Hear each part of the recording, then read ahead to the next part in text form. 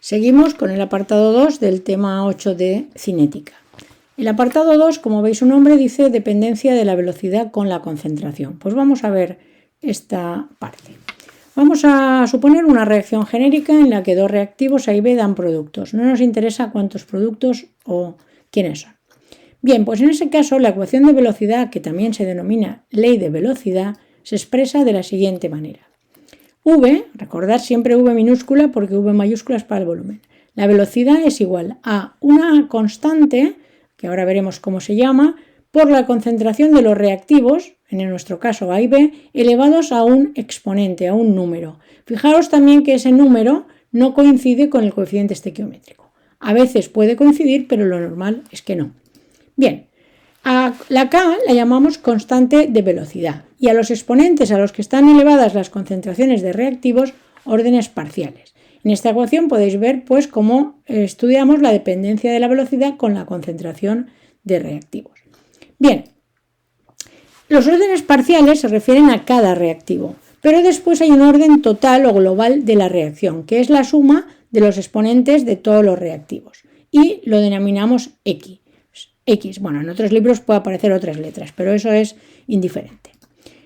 La constante de velocidad, como su nombre indica, es una constante, es decir, es un número a una temperatura dada y tiene unas unidades. ¿Qué unidades tiene la constante? Pues veréis, molar elevado a 1 menos el orden total, o sea que es necesario saber el orden total para poner las unidades de K, por tiempo a la menos 1, en el sistema internacional, segundos a la menos 1. ¿Y qué tenemos que saber de los órdenes parciales? Pues mirar, cualquiera de ellos, tanto los exponentes como el orden total, se determinan experimentalmente. Es decir, no hay ninguna teoría que nos hable de ellos. Los tenemos que hacer un experimento y obtenerlos.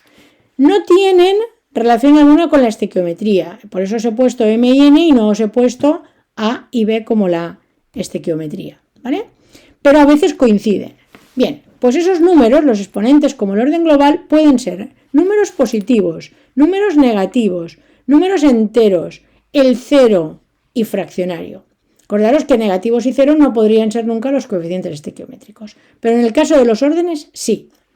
Bien, pues tanto la constante de velocidad como el orden total de una reacción son valores específicos de cada reacción química. Es decir, cada reacción química tiene su K y su X, por lo tanto es como una huella dactilar cinética de esa reacción. Bien, ¿cómo varía la velocidad con la concentración? Es decir, ¿qué significa el orden? Disculpad, pero me lo dejo en valenciano, pone orden, bueno, aquí debería decir orden. Bien, pues vamos allá. Vamos a imaginar una cinética sencilla, es decir, el caso en el que haya solo un reactivo A, es decir, A que nos dé productos. En ese caso, ¿cómo será la ecuación de velocidad que acabamos de comentar? Pues será V igual a K por el único reactivo A elevado al orden X total. En este caso, el orden parcial respecto de A y el orden total coinciden. Muy bien, pues vamos a ver. Imaginemos que el orden, es decir, X vale 0. ¿Cómo sería la ecuación de velocidad? Si nosotros ponemos aquí un 0, cualquier cosa elevada a 0 es 1 y la velocidad sería igual a K. ¿Esto qué significa?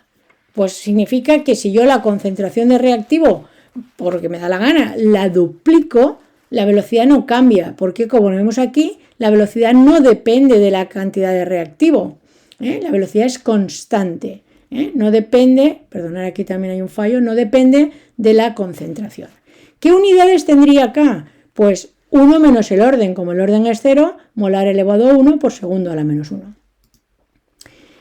¿Qué sucedería si el orden fuera 1? Pues entonces la ecuación de velocidad quedaría K por A elevado a 1.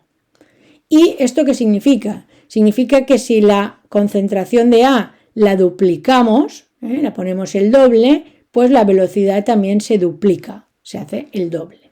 Por lo tanto, significa que la velocidad depende linealmente de la concentración cuando el orden es 1, o lo que es lo mismo. Si la nueva concentración es 2 veces la anterior, la nueva velocidad es 2 veces la anterior, lo mismo.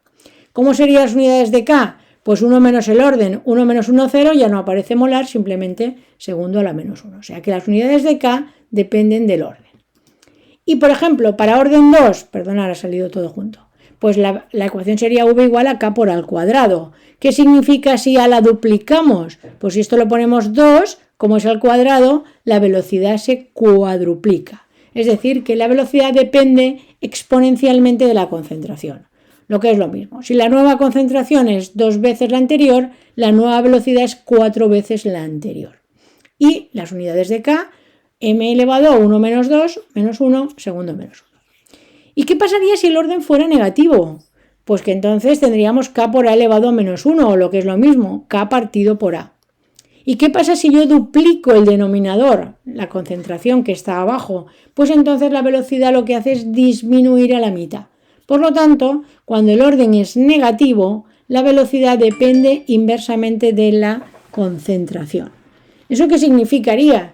Pues que si yo sé con certeza que tengo una reacción de orden negativo, no hace falta que ponga más cantidad de reactivo porque la velocidad se va a ralentizar. Mientras cuando el orden es positivo y distinto de 0, sí que puedo poner más y aumentaré la velocidad, y cuando el orden es 0, da igual lo que ponga porque la velocidad va a ser constante. ¿Cómo se ve esto gráficamente? Pues mirar, el orden 0 sería la velocidad siempre constante a cualquier concentración de reactivo. En el caso de orden 1 es una relación lineal, si se duplica, por lo tanto es una línea recta. En el caso 2, si se duplica, se cuadruplica, es una relación exponencial. Y cuando dependen inversamente, pues sería una recta, para el caso menos 1, pero la pendiente negativa. Bien, y para acabar este apartado vamos a hablar del tiempo de vida medio, que es un concepto también que aparece en esta ocasión, que se define como el tiempo necesario para que la concentración de reactivo se reduzca a la mitad de su valor inicial. Es decir, cuando haya transcurrido un tiempo exactamente igual al tiempo medio, la concentración de reactivo valdrá exactamente la mitad de la inicial. Ese es el concepto, ¿de acuerdo? Si el tiempo en vez de vida medio fuera el tiempo 1/4, pues la concentración se reduciría a la 1/4 parte.